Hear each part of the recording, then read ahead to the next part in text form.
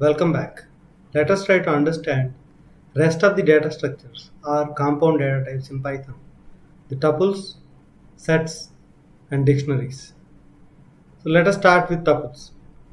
A tuple can be created, if you assign a comma separated values to a tuple, a variable, it actually creates a tuple. The Python creates a tuple. It's a data structure. Generally, the tuples are homogeneous sequence of elements, but it is not mandatory that you should give homogeneous values. You can give integers and strings also to create tuples. Let us see some examples here. So tuple 1 is actually taking comma separated values 12, 13 and 14. And you can print this tuple by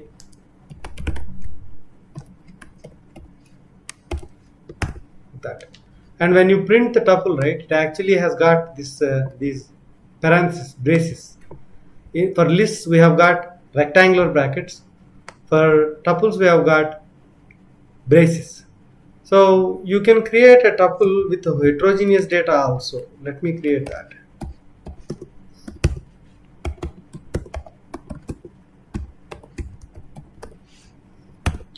It will not throw any error, and it will create the tuple. If you try to print tup2,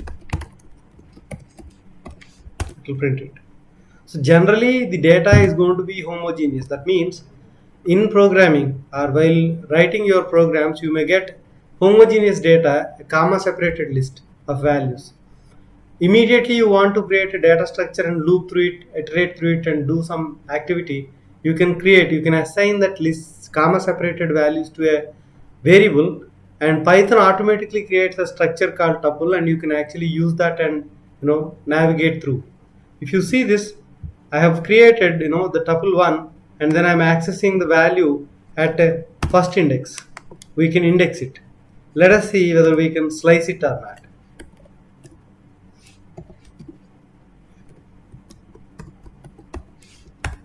We can slice it also, right? Like in strings and lists, tuples also can be indexed and sliced, but tuples are immutable. Unlike lists, tuples are immutable. Lists are mutable. You can update any index value in a list, but in tuple you cannot. Let us see that. Tuple 1 of 1 is a value, right? It's a 13 value, and I'm trying to update it with 40. When I executed it, it actually throwed an error saying that object does not support item assignment. That means tuples are immutable. And there is a concept called packing and unpacking. If you assign a comma separated value to a variable, the Python creates a tuple. This activity is called as packing. 12, 13, 14 are packed as a tuple like this. Unpacking. If you want to extract values out of the tuple, you need to give that many variables on the left side and you need to equate the tuple on the right side. What happens then is it assigns multiple values at a time. So A gets assigned with 12, B gets assigned with 13, C gets assigned with 14. So this is called as unpacking. We are unpacking these three values into three different variables. So that's it. That's all about the tuples. And now let us try to understand one more compound data type or a data structure, set. And here, I have given links for the documentation also. In set, there are many methods in there, or the different ways of using sets also. You go through this documentation and you try to practice a little bit so that while working on projects, it becomes easier.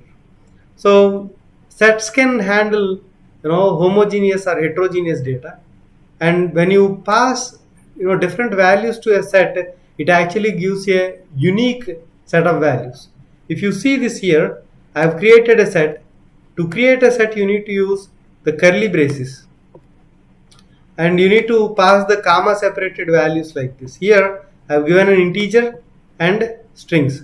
So these are all heterogeneous data and sets can handle that. In this, I have apples twice, orange twice. But when I executed this, I've got the output with only the unique values. So when you pass set of values to a set that will eliminate the duplicates and give you unique values. But the order is not guaranteed. It's an unordered collection. So when you pass set of values with duplicates, it eliminates duplicates, but the order in which you passed is not guaranteed as the output. So if you see, apple is the first value you passed, but when you, after passing it to the set, we have got banana as the first value. So order is not guaranteed. You need to keep that in mind. In your data, while processing your data, if you want to eliminate nulls, you can pass that data to a set and then get the result and use it, because set automatically eliminates the duplicates. Instead of writing your own program, you can use set, the data structure, to eliminate the duplicates. So these all data structures and methods are given for our convenience, or to write programs faster. And you can create an empty set by using set constructor like this, not like the in your lists. What we did to create an empty list, we have given empty rectangular brackets, but here in sets we shouldn't be doing that. If you do this, it creates dictionary. We will understand what is dictionary in a couple of minutes. But if you want to create an empty set, you should create it with empty the dictionaries, sorry, set constructor, set and brackets. Okay, so if you look at the sets API, you can create an empty set and add values, remove values, discard values, pop, clear. You can do all this. You can practice it. Okay, if you pass a string to a set, it will actually create the distinct values, or it will extract the characters, distinct characters from the string, and creates a set. Let us see that. I have taken A and some arbitrary characters, and B an arbitrary string or characters. So if I execute this and try to print it and see, you see this, it eliminated all the duplicates. A's were there many times, it eliminated. Only one space was there. Space was also considered as one character, and it gave the space also. So A, all unique characters in the string and all unique characters in the B string have been created as sets. Now we can actually do mathematical operations on sets. A minus B means the letters in A but not in B, right? A or B, it's a pipe symbol. It is union. All the all the characters from set A and set B, duplicates will be eliminated. And A and B means both A, the letters present in both A and B. That means A intersection B. These are all mathematical, the Venn diagrams and other stuff we have learned, the set theory, right? In that, whatever, we can actually do those operations using this set data structure. And if you do A cap B, that is like letters in A or B but not in both. It is like A union B minus A intersection B. Okay, all the common characters will be eliminated. What are the common characters?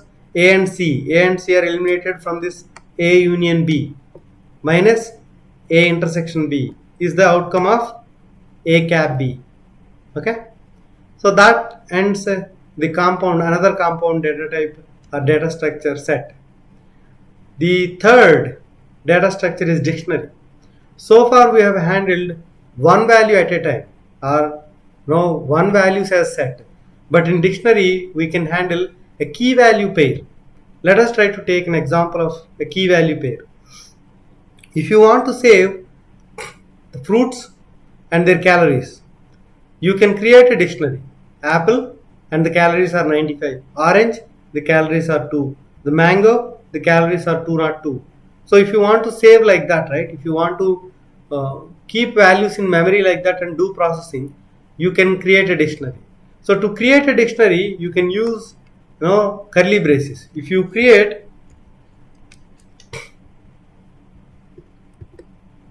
if you use only the curly braces like this, right, it will create a dictionary. I said that in set, for set and dictionary, the brackets are same, but in dictionary you have key value pairs.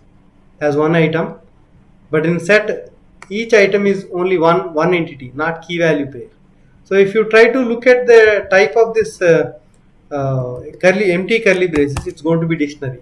So you should be creating set using set constructor only if you want to create an empty set, not like this. So dictionary can be, if you use empty brackets, it will create dictionary. So here I have given the API documentation link also. If you look at that, you will see all the methods present in dictionary and how can you access and play with it.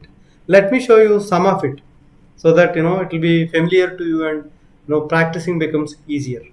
So I have created a fruit calories dictionary where I have taken apple 95 calories, orange 2 calories. So this is one item and this is another item. So I created a fruit calorie dictionary, and then if you want to print that fruit calorie dictionary, you can do that like print.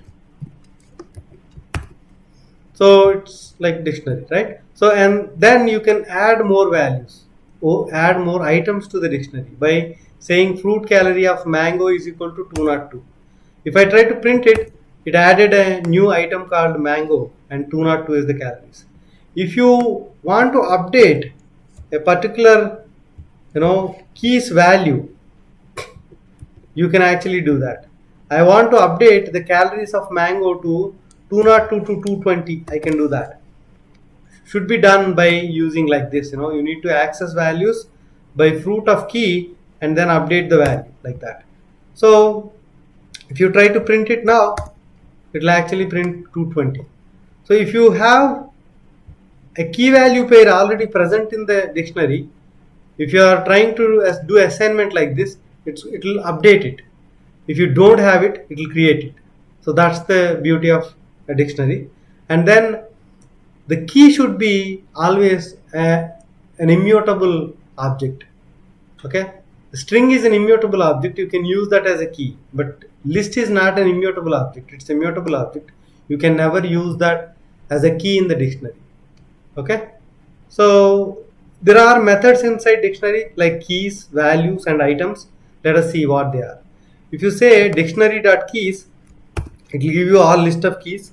You can actually do a loop through. For we haven't understood loops yet, but we'll understand them in a minute.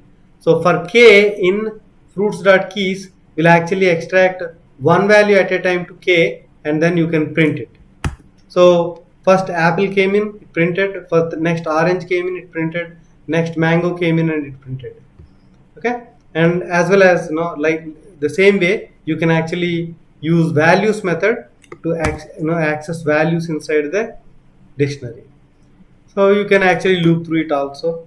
Items is another method which actually gives you the key value pair as a tuple. So if you want to see what is present in the dictionary.items, it actually gives you a list of tuples. See this is a list, and then each item is a tuple. Apple 95, orange 2, mango 202. I am saying it is a tuple because the values, these two values are enclosed in braces. Okay, all these tuples are enclosed in rectangular brackets. So we can call that as list of tuples. So items returns list of tuples object. The Python calls it as dict items. So you can actually loop through items and then do the formatting and whatever you need. You can process the data by looping through these dictionaries or these data structures. So other ways of creating dictionary are, you can create dictionary by passing list of tuples, right? This is a list, and then I have passed tuples. This is one tuple, this is second tuple, third tuple, and fourth tuple. That also creates a dictionary. Or you can use dict constructor and pass key is equal to value and key is equal to value and key is equal to value, like that also. Here automatically the key will be taken as string, even though you did not specify the double quotes or single quotes. You did not enclose the key inside single quotes or double quotes. So they are the other ways of creating the dictionaries. we have understood all the compound data types or data structures. The one important thing remaining is list comprehension. So if you want to process data and have some conditions also applied, you can use list comprehensions. List comprehensions are like select statements in SQL. So if you look at this data, there is 1, 2, 4, 4, 4, 5, 6, and whatever, right? 5, 6, and 7. So you want to access values which are not present in another list. Okay. So there is one list and there is another list. You want to have, or you want to access values which are not present in this list. You can do that by doing list comprehension. So if you need to look into this list comprehension in two parts. This for x, till here it is one loop. If you say for x in a list, it will access 1 into x, then 2 into x, 3 into x, 4 into x, 4 into x, 4 into x, 5 into x, like that. But after extracting it to x, what you wanted to do is, if x not in 1, 2, 3, another list, you wanted to check whether the value present in x is not present in this, then only you wanted to extract it to the x and create the list. So that's the kind of select star from this list where the item is not present in this list. That kind of structure you can create by using list comprehensions. So this is useful in processing data in less number of lines of code. Okay, so if I execute this, I'm getting all the 4s and 5s and 6s, the values which are not present in 1, 2, 3 I'm getting. So if you want to do the same thing in other languages, right, if the list comprehension is not present in the what you call it as in Python, you may have to write this many lines of code. You may have to have a flag and then if condition, else condition, and all that stuff. So I have created set. You can actually after list comprehension, set comprehension, you can do it. If you use curly braces, it creates a set. It eliminates the duplicates. Okay, and you can create dictionary comprehension also. If you want to create a key value pair, you need to give like this x colon x star star 2. I wanted to create the squares of all these numbers. So I have taken the curly braces. Inside it, I have taken x colon x square. When the colon is there, it's going to be key value pair, right? So it's going to create dictionary comprehension. So I have created dictionary. If you want to see the data type of this squares type, right, it is a dictionary. When there is no colon, right, it created a set. Curly braces, no colon and the value, then it created a set. A curly braces, key and value with colon, it created dictionary. So that's it about the compound data types and list comprehensions. Thank you.